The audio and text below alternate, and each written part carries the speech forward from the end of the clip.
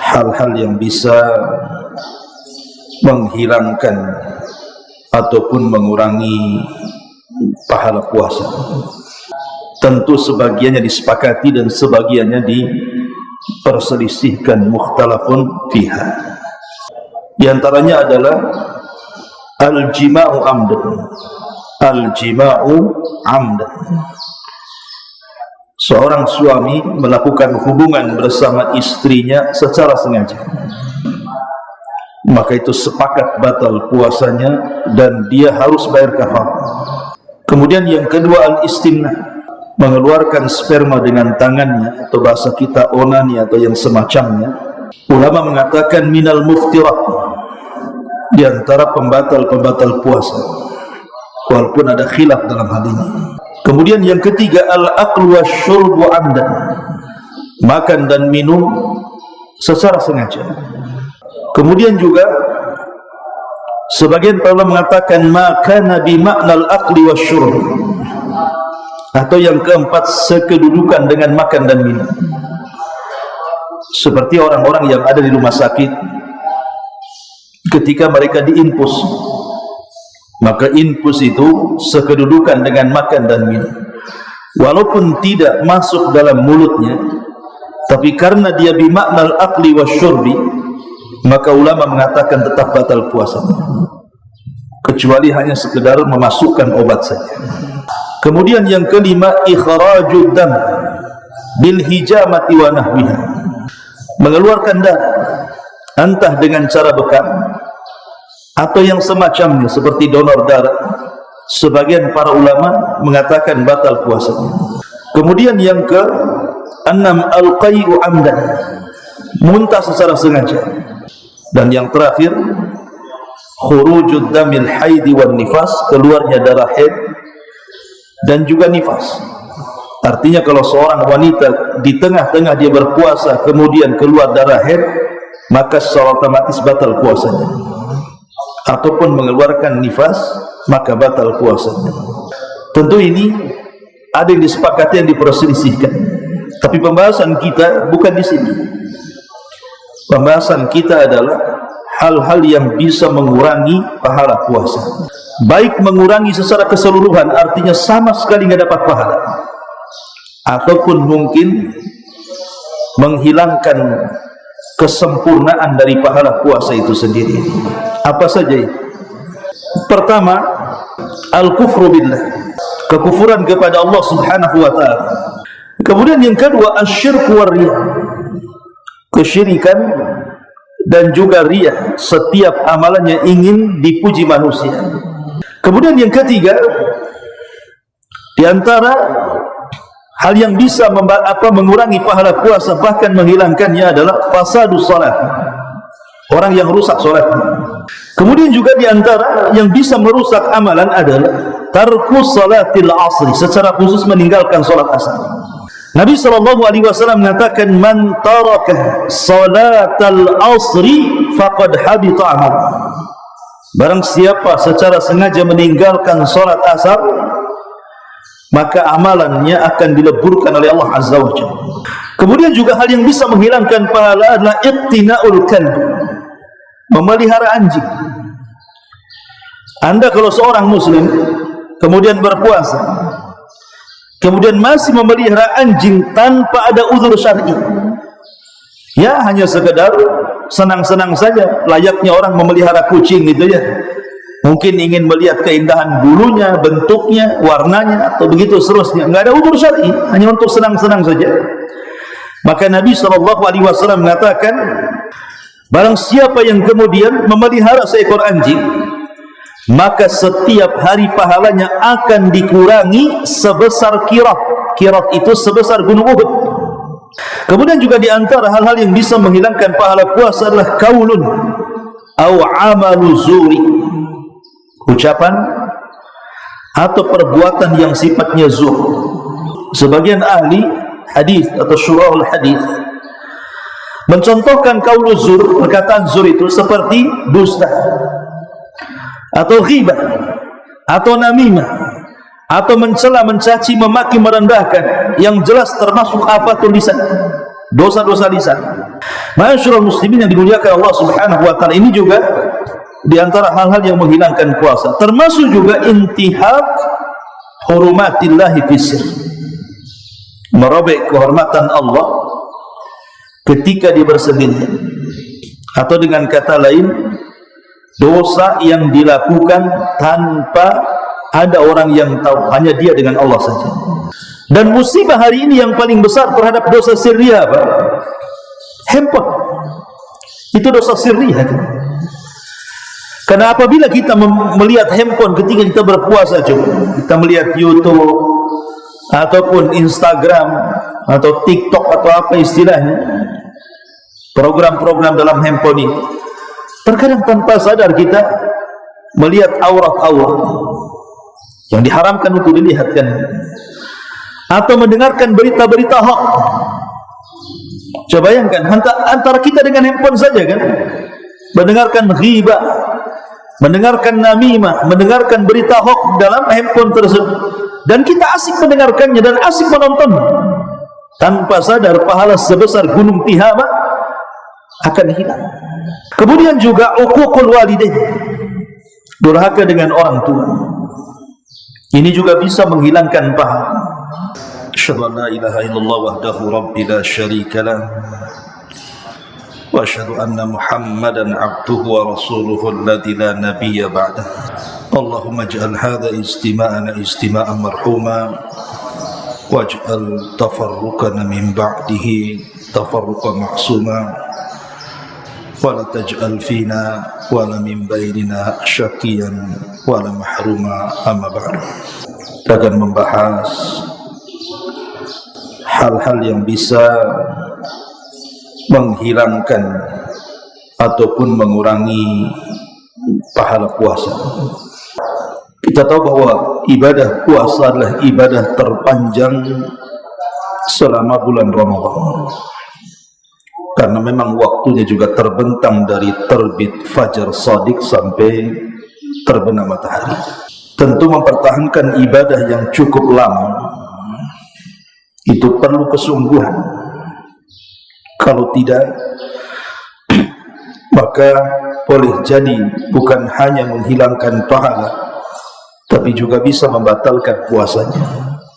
Tentu sebagiannya disepakati dan sebagiannya diperselisihkan, mukhtalafun fiha. Di antaranya adalah al-jima'u amdan. Al-jima'u amdan, seorang suami melakukan hubungan bersama istrinya secara sengaja, maka itu sepakat batal puasanya dan dia harus bayar kafarah. Kemudian yang kedua, al-istimna, mengeluarkan sperma dengan tangannya, atau bahasa kita onani atau yang semacamnya. Ini pun ulama mengatakan minal muftirat, di antara pembatal-pembatal puasa, walaupun ada khilaf dalam hal ini.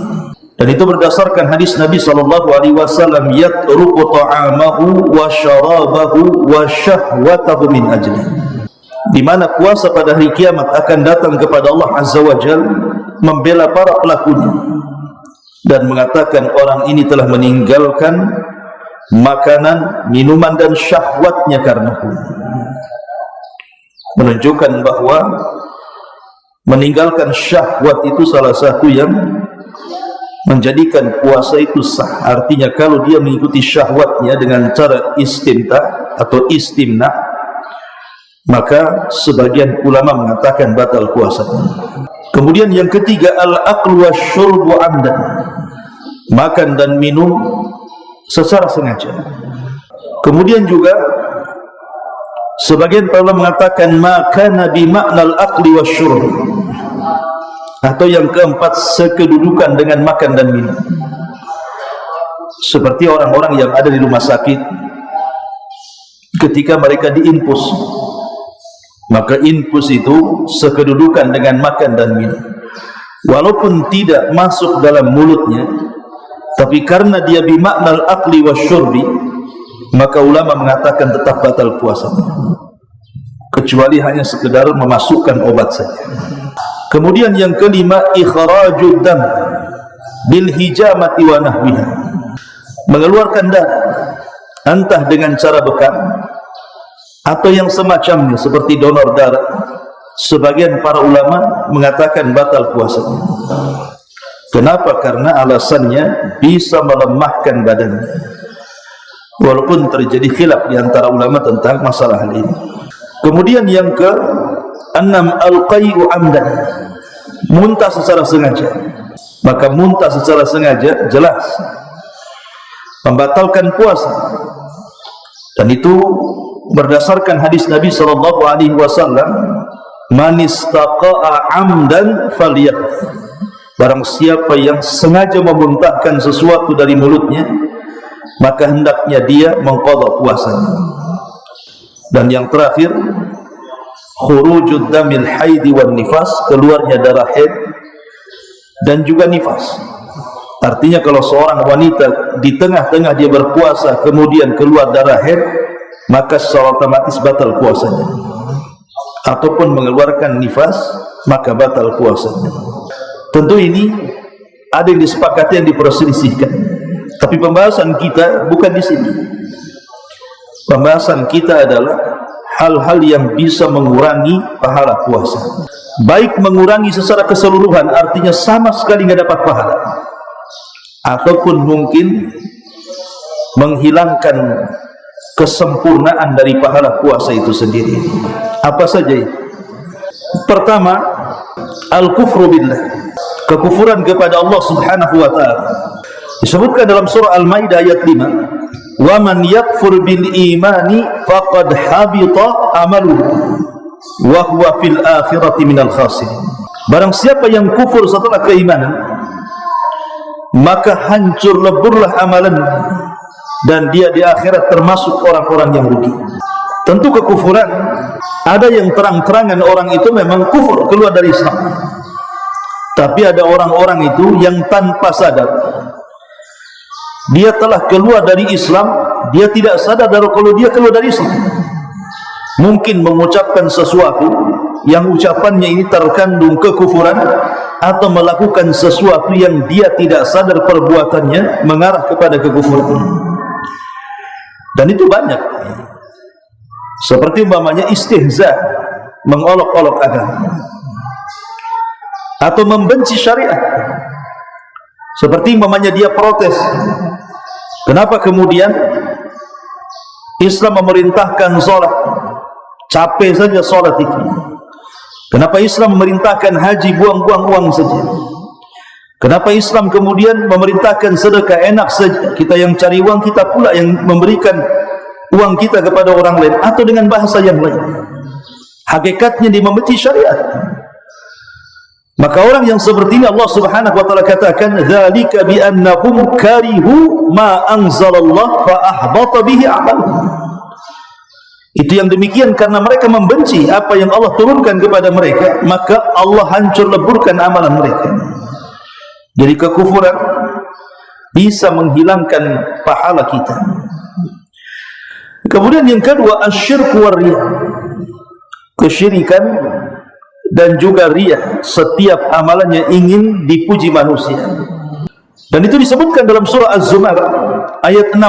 Allah Subhanahu wa ta'ala mengatakan, la in asyrakta la yahbatanna amaluka. Kalau engkau melakukan kesyirikan, maka leburlah amalan kalian. Dan Allah Subhanahu wa ta'ala berfirman dalam hadis kursi, ana aghna syuraka 'ani syirki man 'amila amalan asyraka fihi ma'i ghairi taraktuhu wa syirka. Saya adalah zat paling kaya dari seluruh sekutu-sekutu. Maka barang siapa yang melakukan sebuah amalan yang aku disekutukan padanya, maka aku tinggalkan ia dan kesyirikannya. Dari sini kita tahu bahwa syirik dan riya bisa membatalkan amalan. Walaupun sering saya katakan ikhwan, bahwa puasa itu sebenarnya akan sulit orang itu untuk melakukan riya. Bagaimana caranya orang puasa riya? Tidak ada tanda-tandanya. Karena amalan itu kan terbagi dua, ada amalan zahirah, ada amalan yang tampak. Seperti sholat itu kan tampak dari takbiratul ihram sampai salam. Kemudian haji juga tampak karena kita berjalan dari negeri kita ke Makkah. Atau orang sedekah bawa harta, nampak gitu. Lah ada amalan-amalan itu yang sifatnya sirriyah, tidak tampak seperti puasa. Puasa ini tidak tampak amalannya. Bagaimana caranya menampakkan puasa? Tetapi kalau seandainya orang kemudian ria dengan puasanya, entah dengan mengucapkan saya sedang berpuasa atau dengan cara perbuatannya, maka puasanya dinilai tidak berpahala sama sekali. Kenapa? Karena digugurkan dengan ria. Ini yang kedua. Kemudian yang ketiga, di antara hal yang bisa mengurangi pahala puasa bahkan menghilangkannya adalah fasadus salat. Orang yang rusak salatnya. Kita tahu bahwa di masyarakat ini terkadang aneh tapi nyata. Dia puasa tapi tidak salat. Banyak orang-orang yang berpuasa itu tapi tidak salat. Dan saya saksikan sendiri. Bahkan sebagian teman-teman yang kerja bangunan itu, kalau saya tanya, bang puasa enggak? Puasa. Tapi kalau datang waktu sholat, disuruh sholat, tak mau pula dia. Kemudian kalau kita katakan, kenapa kamu puasa tapi meninggalkan sholat? Jawabannya enteng saja. Janganlah begitu Pak, udah tak sholat tak puasa pula katanya. Kadang-kadang jawabannya enak sekali. Kita katakan bahwa Nabi SAW mengatakan, Inna awal ma yuhasabul abdu yawmal qiyamah salatuhu, fa in saluhat salatuhu saluha sairu amalihi, wa in fasada salatuhu fasada sairu amalihi. Kata Nabi SAW, awal yang pertama kali manusia dihisab pada hari kiamat, tentu maksudnya hak kita dengan Allah. Karena hak itu ada dua. Ada hak kita dengan Allah, ada hak kita dengan hamba. Kalau hak kita dengan Allah yang pertama kali dihisab adalah salatnya. Tapi kalau kita dengan hamba Allah yang lainnya, yang pertama kali dihisab adalah soal darah, soal pembunuhan. Nah di sini Nabi SAW mengatakan yang pertama kali dihisab pada hari kiamat, hak kita dengan Allah adalah salatnya. Maka barang siapa yang baik salatnya dianggap baik semua amalannya, dan barang siapa yang rusak salatnya maka dianggap rusak seluruh amalannya. Dari sini kita tahu bahwa salat itu barometer dan penentu baik dan tidaknya amalan yang lain. Seolah-olah percuma Anda berpuasa kalau meninggalkan salat 5 waktu. Itulah anehnya. Bahkan yang lebih aneh lagi, terkadang dia tidak salat tapi dia puasa. Kemudian kalau sudah dekat-dekat waktu menjelang maghrib, peka pula telinganya. Kapan azan? Kapan azan? Kadang-kadang dia setel radio tertentu supaya jelas azan. Bukan untuk sholat maghrib, tapi supaya bisa cepat berbuka kan. Kok dia bisa peka dengan azan, tapi dia tidak sholat. Lebih kacaunya lagi, tanya kurma pula. Mana kurmanya? Kenapa tanya kurma? Sunnah Ustaz, kurma. Masih ingat dia sunnah. Tapi yang wajib pula tak ingat. Nah ini kan kacau orang seperti ini. Ma'asyiral muslimin yang dimuliakan Allah Subhanahu wa taala, maka yang bisa merusak pahala puasa adalah fasadu as-salati. Rusak salat. Kemudian juga di antara yang bisa merusak amalan adalah tarkus salatil asri, secara khusus meninggalkan salat asar. Nabi SAW mengatakan, man taraka salatal asri faqad habita amal. Barang siapa secara sengaja meninggalkan salat asar, maka amalannya akan dileburkan oleh Allah Azza wa Jalla. Amalannya akan dihilangkan. Menunjukkan bahwa salat asar ini salat yang sangat istimewa dalam Islam, sampai siapa yang meninggalkannya bisa menggugurkan amalan yang lainnya. Ya, karena salat asar itu dianggap salat wusta. Ketika Allah Subhanahu wa taala berfirman, hafizu 'ala salawati was salatil wusta wa qumu lillahi qanitin. Jaga oleh kalian salat yang 5 waktu, terutama salat wusta. Sebagian ulama tafsir mengatakan yang dimaksud salat wusta itu ada yang mengatakan salat subuh dan ada yang mengatakan salat asar. Adapun yang mengatakan salat subuh, karena salat subuh itu tidak ada gandengannya. Lain dengan zuhur, gandengannya asar. Bisa ditakhir dan ditakdim dalam jam. Kemudian maghrib dengan isya bisa ditakhir, bisa ditakdim dalam jamaah. Tapi subuh ini tidak bisa ditarik ke zuhur, tidak bisa tarik pula ke isya. Dia sendiri, dia tengah-tengah solat pagi, maka disebut wusta. Tapi ada yang mengatakan bukan solat subuh tapi solat asar. Kenapa? Karena berdasarkan nas. Ketika Nabi SAW harus menjaga parit dalam perang Khandaq, kemudian Nabi SAW tidak sempat melaksanakan asar kecuali di waktu maghrib, maka Rasul marah dan mengatakan, mala Allahu kuburahum wa buyutahumun nar. Semoga Allah memenuhi kuburan-kuburan dan rumah-rumah mereka dengan api, karena mereka sudah mengakhirkan sholat wusta. Dari riwayat Muslim ini mengatakan bahwa sholat wusta itu sholat asar berdasarkan nas. Makanya Nabi SAW mengatakan, man hafadha ala baradaini dakhalal jannah. Siapa yang menjaga dua salat barat, maka dia dijamin masuk surga. Ulama mengatakan yang dimaksud baradaini adalah salatul fajri wa salatul asri, salat fajar dan juga salat asar. Ini juga termasuk hal yang bisa menghilangkan pahala puasa, meninggalkan salat asar. Kemudian juga hal yang bisa menghilangkan pahala adalah iqtina'ul kalb, memelihara anjing. Anda kalau seorang muslim kemudian berpuasa, kemudian masih memelihara anjing tanpa ada uzur syar'i, ya hanya sekedar senang-senang saja, layaknya orang memelihara kucing gitu ya. Mungkin ingin melihat keindahan bulunya, bentuknya, warnanya, atau begitu seterusnya. Enggak ada uzur syar'i, hanya untuk senang-senang saja. Maka Nabi SAW mengatakan, man amsaka kalban fa innahu yanqusu kulla yawmin min amalihi qirah. Barang siapa yang kemudian memelihara seekor anjing, maka setiap hari pahalanya akan dikurangi sebesar qirah. Qirah itu sebesar gunung Uhud. Coba bayangkan, setiap hari sebesar gunung Uhud pahala kita hilang.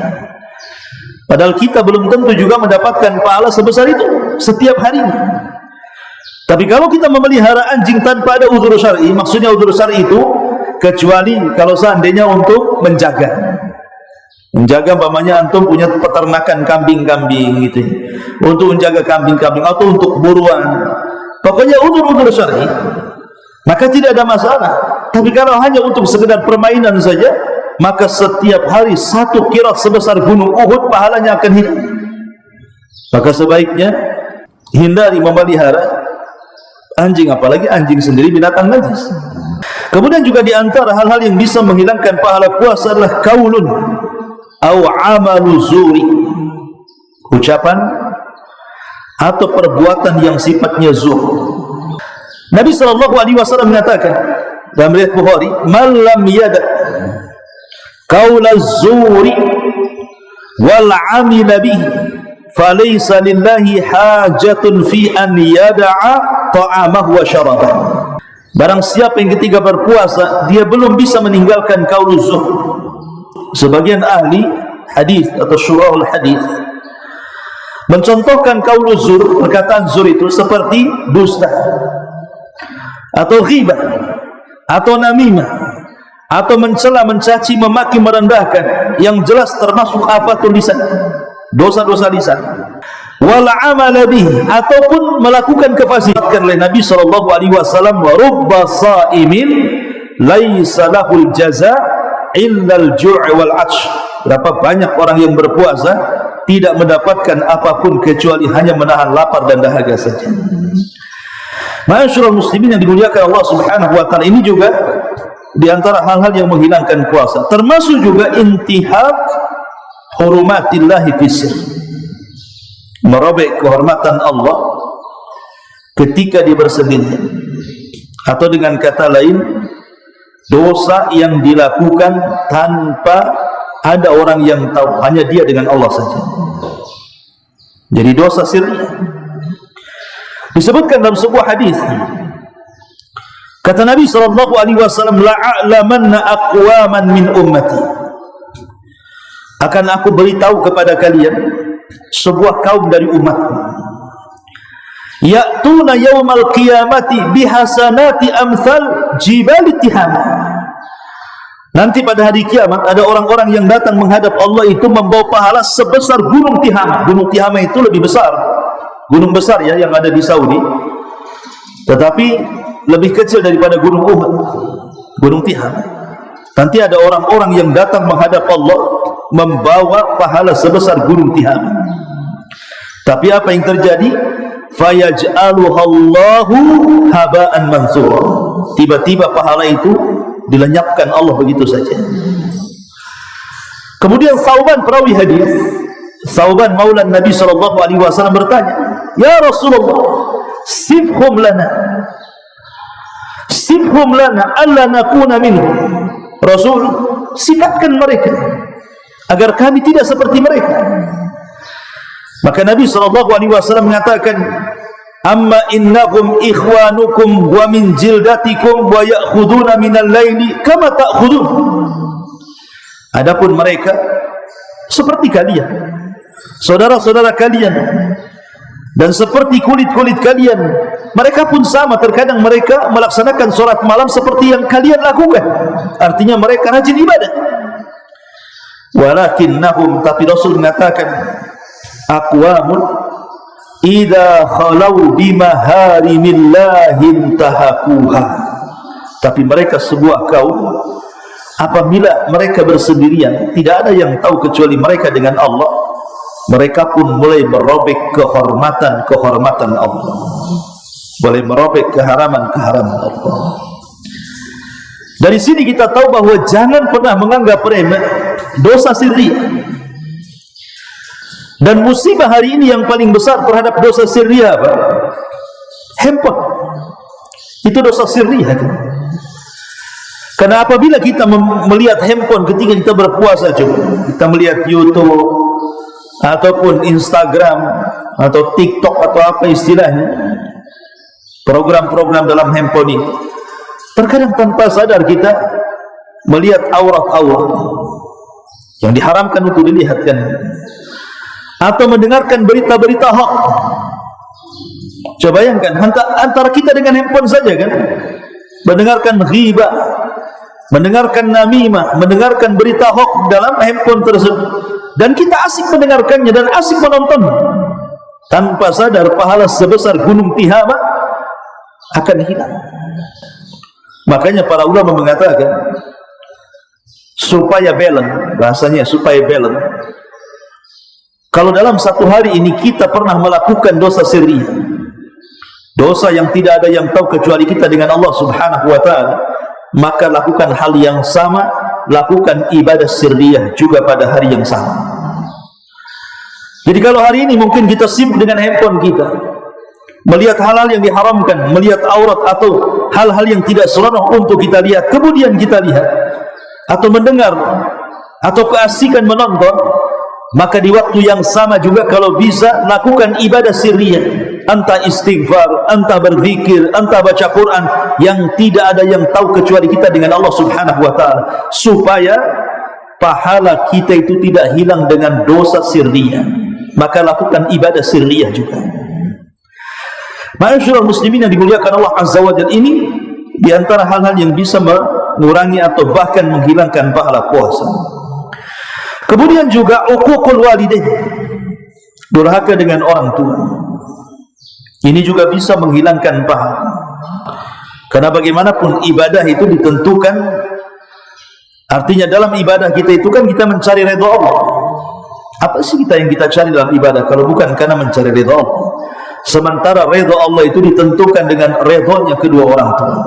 Maka Rasul mengatakan ridha Allah fi ridhal walidain. Maka keridhaan Allah ditentukan dengan ridhonya orang tua, dan murkanya Allah juga terkadang ditentukan dengan kemurkaan orang tua. Ini di antara hal-hal yang bisa mengurangi bahkan menghilangkan pahala puasa. Kemudian juga di antara hal-hal yang bisa menghilangkan pahala puasa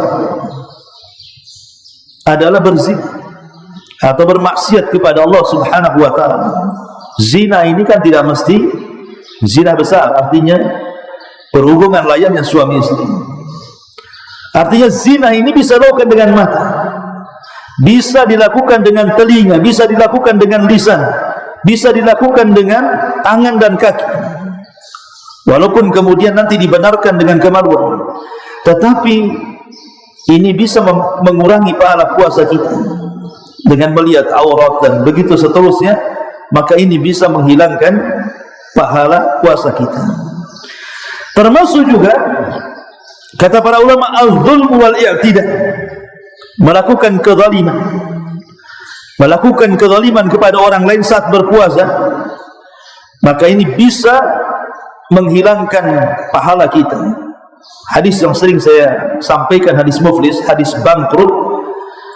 Nanti pada hari kiamat ada orang-orang yang membawa pahala besar, tapi di sisi lain dia pernah menzalimi si fulan, maka terjadi barter antara pahala dan dosa, sampai ketika ludes seluruh pahalanya karena diberikan kepada orang lain, terpaksa pula dosa orang ditanggungnya. Itulah yang disebut dengan bangkrut, dan itu akibat kezaliman yang kita lakukan kepada orang lain. Inilah di antara hal-hal yang bisa menghilangkan pahala puasa, bahkan menghilangkan secara keseluruhan. Wallahu a'lam bishawab. Subhanaka wa bihamdika asyhadu an la ilaha illa anta astaghfiruka wa atubu ilaik. Allahu ta'ala a'lam. Assalamualaikum warahmatullahi